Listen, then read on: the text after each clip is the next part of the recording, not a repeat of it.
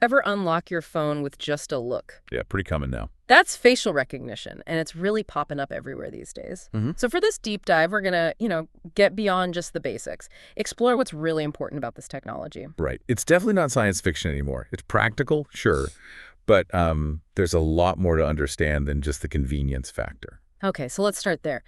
At its heart, how does a computer actually recognize a face? Well, think about how you recognize someone. You look at key features, right? Sure. Eyes, nose, that kind of thing. Exactly. The shape of their eyes, the distance between their nose and mouth. Facial recognition software does something, well, kind of similar. Okay. It analyzes these unique facial landmarks, creating a sort of digital blueprint. Blueprint. Got it. Then, when it sees a new face, it compares that blueprint to ones it already has stored, like in its memory. It's basically pattern matching, just, very sophisticated pattern matching. And we hear a lot about security benefits from this, especially in places like airports. How's it working there? Yeah, airports are a big one.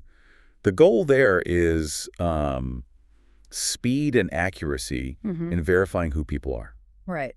So imagine stepping up to a kiosk, it scans your face, and then compares it almost instantly to the photo on your passport file, or maybe your boarding pass. Speeds up the line, I guess. It can, yeah. And it helps officials spot maybe individuals using fake documents. Yeah. It adds this automated layer to the identity checks. But, okay, the flip side. The idea of cameras constantly watching and recognizing us, that definitely raises privacy flags for a lot of people. Absolutely. That's a huge concern. As facial recognition gets more widespread, in public spaces, that feeling of being under constant surveillance, it can be pretty unsettling.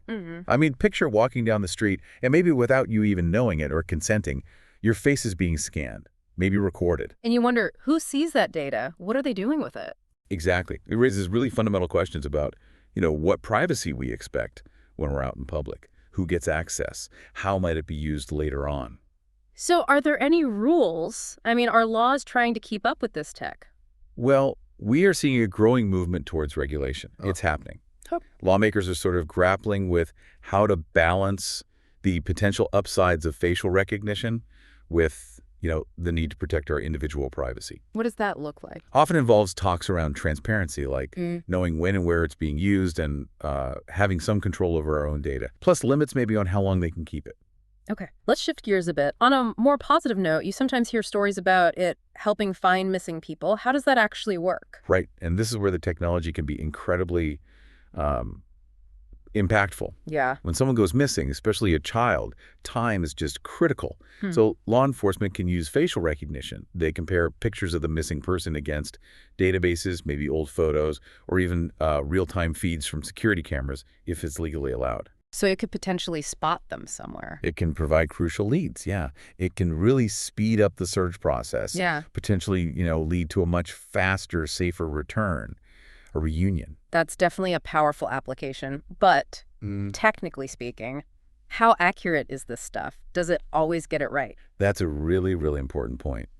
Because while it's made huge strides, it is not infallible, not perfect. Right. Accuracy can be affected by all sorts of things like bad lighting, the angle of the camera, even if someone just changes their appearance, glasses, a beard. Okay, so it can make mistakes. It can. And these mistakes can lead to what we call false positives. So incorrectly identifying someone. Which could have serious consequences. Absolutely. Wrongful accusations, things like that.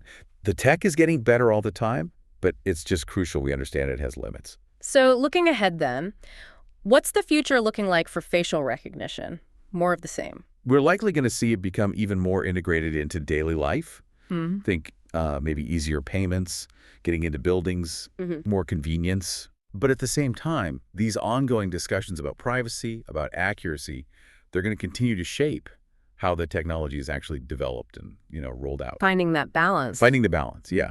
That's the key challenge. How do we harness the good stuff while mitigating the risks? So it really is this constant push and pull, isn't it? The convenience, the security benefits versus the privacy worries and the potential for errors. Exactly. It really presents us with a fundamental balancing act as we move forward with it. And that kind of brings us to you, the listener. As this technology becomes more and more common, what do you think is the right balance between potential benefits like that security or finding missing persons and our sort of fundamental expectations of privacy and accuracy. It's definitely a conversation we all need to be part of.